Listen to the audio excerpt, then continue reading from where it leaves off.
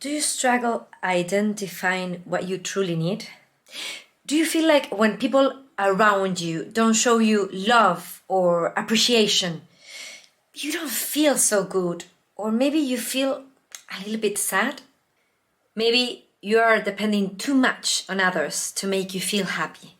Like you depend too much on the validation of others or the company of others. Do you sometimes find it hard to stay in the moment? Are you worrying too much about the future? Do you feel like something is missing in your life and that the solution could be finding the man or the woman of your life? Do you want to contribute in improving the life of others? Maybe the people you love or maybe people you don't know, but you have no idea how to do it. If you think there's something you need to do about these questions, I'm with you, and I'll tell you why. I'm pretty sure you will identify with at least one of the examples I'm gonna share with you next. These examples are related to the questions I mentioned above. For example, depending on the approval of others to feel worthy.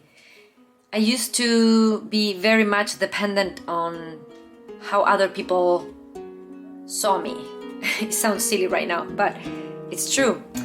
I used to give a lot of importance to the way I presented myself, like how I looked, how my body looked, and I used to be very hard on myself when I was not looking beautiful. Constantly pushing myself to achieve perfection and being extremely hard on myself for not getting there. Like this time, I was doing a master's degree in international affairs. I was in France, and the second year of the master's degree I decided to sign up for a double diploma, and this other diploma was in relation to something that it was alien for me at the time. It was something I didn't know a lot about, and at the end of the second year I failed one exam, and because of that I couldn't get the two diplomas. I just got one, and at the time I felt like rubbish, I felt so bad, so bad, and it was a miracle that I was capable of surviving that year. I was doing two diplomas at the time. I was working two jobs at the same time. So it was really mission impossible for me to achieve everything. And yet I was so harsh on myself for failing. Like being very anxious for not being able to control things around me. After my time in France, I moved to New York City, and when I got there, I started getting these rashes in my skin. It was very painful, very ugly looking. It was in my arms and my legs, and it was out of control, basically. I was very stressed out. It was a whole new adventure. My life in New York City. I didn't have a job. At the time I was waiting to get if I could actually work in the US. I didn't have any patience at all with myself. Continuously worrying about the future.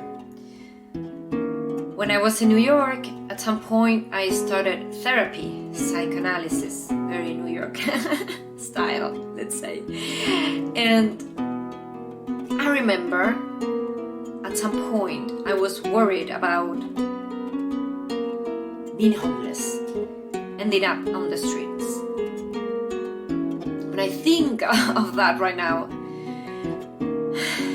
I think it's crazy. I mean, I was far from that situation. Yes, life in New York wasn't easy. It was very expensive and I had to work a lot to just make a living. But still, I was far from being in that desperate situation. And yet, there my mind was worrying about something that it wasn't even real. But I was worrying about that. It was so real for me at the time. Basically, always worrying too much about everything.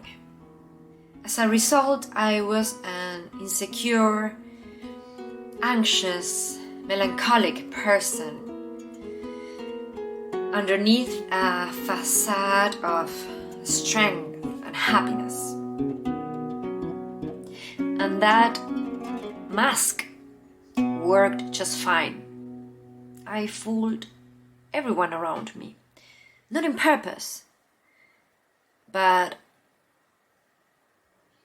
I was good at faking it. Hola, my name is Nanda. I'm originally from Buenos Aires, Argentina. I'm 42 years old. I'm an international affairs specialist and consultant. I'm a translator and an editor. I'm a professional actress. I'm a yoga teacher. But this is just a part of who I am. And most importantly, the reason I want to share my story with you is not to tell you what I do, but to share with you my inner journey, where it started and where it took me. I think you're gonna find this useful. So stay with me. My journey starts a little more than 6 years ago, when one morning, my husband decides to walk out the door. After 10-year relationships, he decides to break up. It didn't happen in a void, of course, but I wasn't expecting that. At the time, it was a big shock for me. I remember thinking that life had lost meaning without being able to share it with the most important person. Why? I kept asking myself. I just couldn't understand. I was convinced I did something very wrong. I was convinced I wasn't good enough. I felt literally worthless. I remember the first therapist I went to Madrid after my breakup. I remember he told me, Nanda, you need to let it go. If you don't do that, you're gonna spend the next 6 years of your life trying to fix something that it's over. But I couldn't do it. I just couldn't follow his advice. At the time, I didn't have the tools and the strength to understand that I needed to move on with my life. I was at the bottom of a very dark and deep hole. I remember feeling so bad. I had really ugly thoughts about myself. But something kept me going. Because I had to be lost to be found. But found by whom? A few months after my breakup, I traveled to India. Sounds cliche, I know, but I needed a perspective. I needed motivation. I needed time with myself. I needed to reflect on things. Maybe I just needed an excuse to keep on going. I did a yoga teacher's training in India and I traveled around by myself. I had a lot of time to be with myself, with my anxiety, with my sadness, with all those voices inside of me that weren't necessarily very happy. I had a lot of time to be with myself alone, in silence. I came back to Madrid a yoga teacher, but most importantly, I came back with a simple roadmap that allowed me to reconnect with myself, showing me the importance of breathing in a conscious way, of meditating, of inhabiting my body with awareness and patience. My psychotherapist here in Madrid told me once, Nanda, stop trying to figure out why he behaved in that way. That's his process, not yours. Your process is to understand why you feel that way because of what happened to you.